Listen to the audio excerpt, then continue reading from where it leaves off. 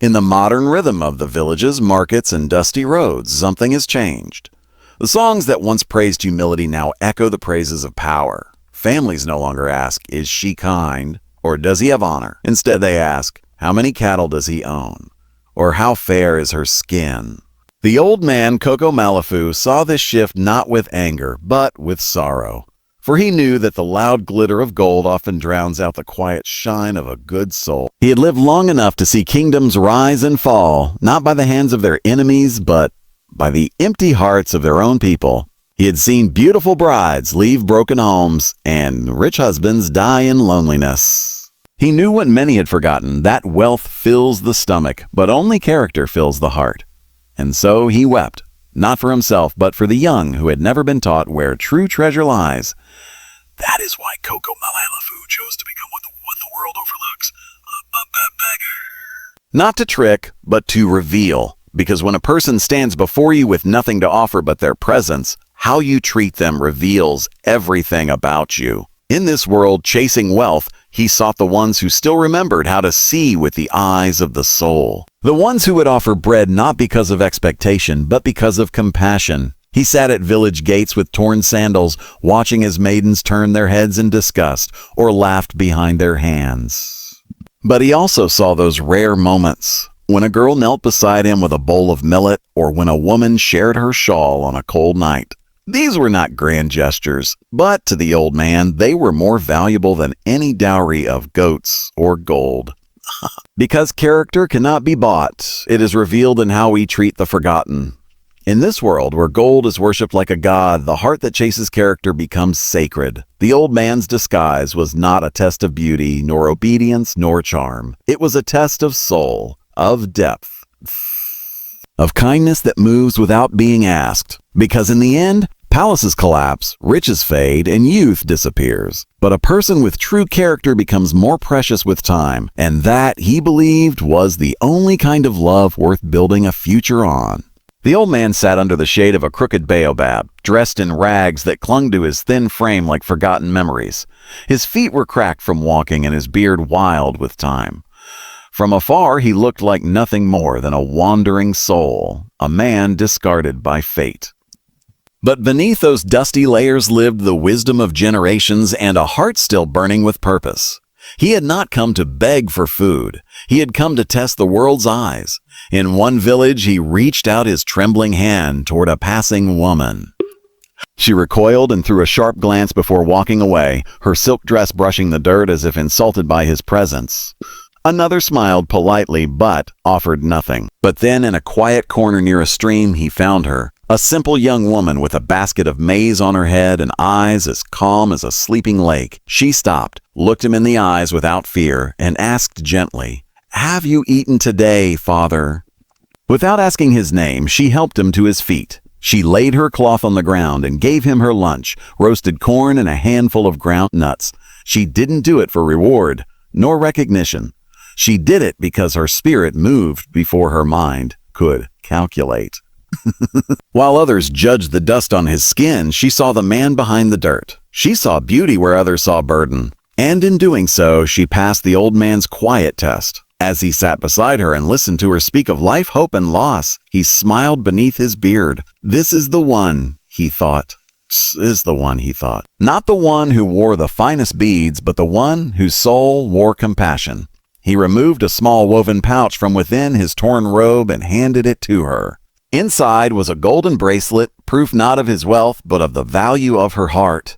One day, he whispered, "A door will open to you, and you must walk through it, not with pride, but with the same heart you showed me today."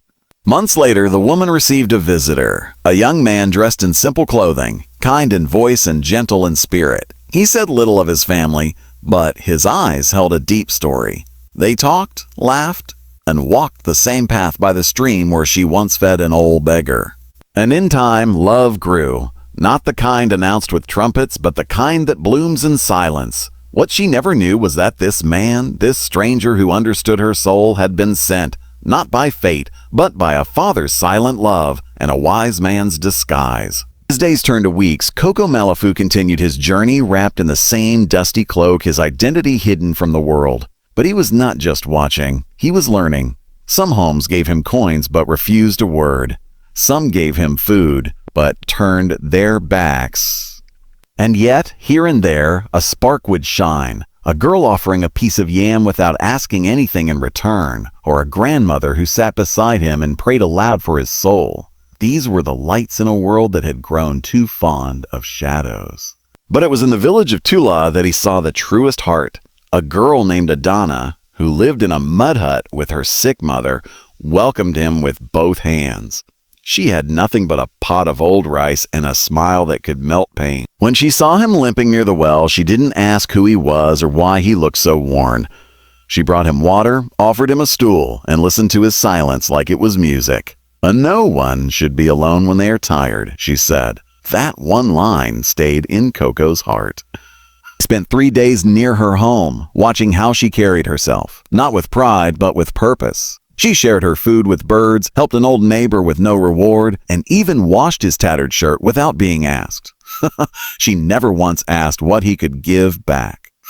And that to Coco was worth more than gold. He saw that true kindness isn't tested in royal courts. It's tested in dusty corners with nothing to gain. One evening he asked her, "Why do you help an old beggar like me?" She replied with calm eyes, "Because I hoped someone would do the same for my mother if I wasn't around." It was in that moment that Coco knew, not just that she was kind, but that her heart was built for love, even in hardship. She didn't know her life was about to change. She didn't know the beggar she helped was more than what she saw, and she didn't care. She helped because that's who she was. In a world where many show beauty to the powerful, Adana had shown kindness to someone powerless. That Coco believed was the real test of love, not how someone treats kings, but how they treat beggars. On the fourth night, a storm rolled into the village. Thunder cracked the sky and the winds howled like lost spirits. Many homes shut their doors tight, hiding from the storm. But when Coco's old shelter, made of sticks and straw, collapsed under the rain, he sat shivering near the base of a tree. That's when Adana came running with a lantern and a blanket. "Ah, come," she said.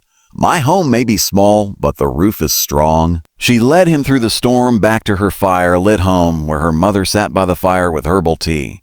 That night, Coco slept warm. He listened as Adana told stories to her mother and shared jokes that brought weak laughter.